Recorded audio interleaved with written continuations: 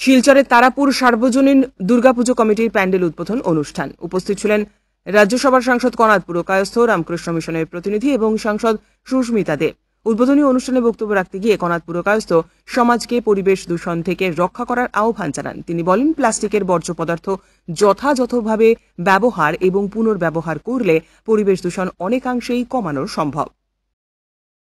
লালন পালন করে ঠিক একইভাবে সেই বৃক্ষের চারাটাকেও যাতে আমরা লালন পালন করে সেটাকে বড় করি এবং বড় করে করার উদ্দেশ্যে সবাই সুস্থ থাকি, এটাই আমরা সবার কাছে এই আবেদনটুকু রেখে সবাইকে আবারও আমি শুভেচ্ছা এবং ধন্যবাদ জানিয়ে আমার কথা এখানে শেষ করছি। নমস্কার। আপনার বক্তব্যে আমরা অনুপ্রাণিত হলাম, অনেক অনেক ধন্যবাদ। এবারে তাকে আমরা শুভেচ্ছা স্মারক দিয়ে সম্বর্ধনা জানাই। শ্রীমৎ স্বামী বৈকুণ্ঠানন্দজি মহারাজ, রামকৃষ্ণ মিশন সেবাশ্রম, শিলচর।